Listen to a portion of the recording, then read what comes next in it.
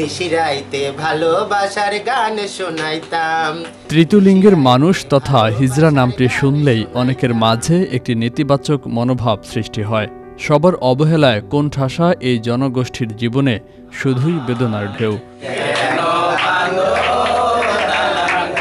কিন্তু যদি তাদেরকে ভালোবেসে নেওয়া হয় সৃষ্টিশীল পদক্ষেপ, তবে তারাই হয়ে উঠতে পারেন এ সমাজের, দেশের, রাষ্ট্রের মূল্যবান জনসম্পদ।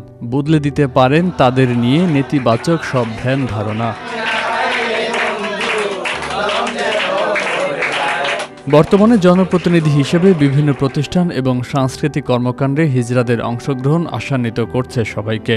আশাবাদী হওয়া এমন মনোভাব দেখা গেছে লাকসামে তৃতীয়লিঙ্গের হিজড়া জনগোষ্ঠীর মাঝেও। তবে সামাজিকভাবে তাদের কোনো জায়গা না থাকায় বিপাকে তৃতীয়লিঙ্গের মানুষগুলো। এমত অবস্থায় পাশে থেকে সহযোগিতা করছেন লাকসাম উপজেলা মহিলা ভাইস চেয়ারম্যান পড়শি সাহা।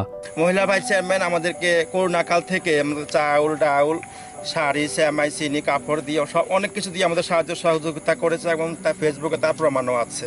মাথা গোজার ঠাঁই করে দেওয়ার আশ্বাস প্রদান করেন স্থানীয় সরকার মন্ত্রী তাজুল ইসলাম। আর তাতেই আনন্দের জোরে ভাসছেন লাকসামের হিজড়া সম্প্রদায়।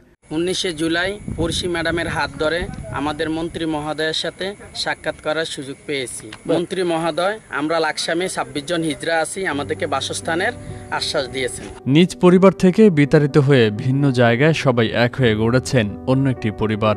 অবসরে সবাই মিলে নাচে গানে মেতে ওঠেন নিজেদের মতো করে। মানুষের কাছে হাত পেতে জীবিকা নির্বাহ নয়, মাথা গোজার ঠাইয়ের পাশাপাশি অন্যদের মতো তাদেরও কর্মসংস্থানের ব্যবস্থা হবে, এমনটাই চাওয়া হিজড়া সম্প্রদায়ের। আশাবাদী হওয়া এমন মনোভাব দেখা গেছে লাকসামে তৃতীয়লিঙ্গের হিজড়া জনগোষ্ঠীর মাঝেও।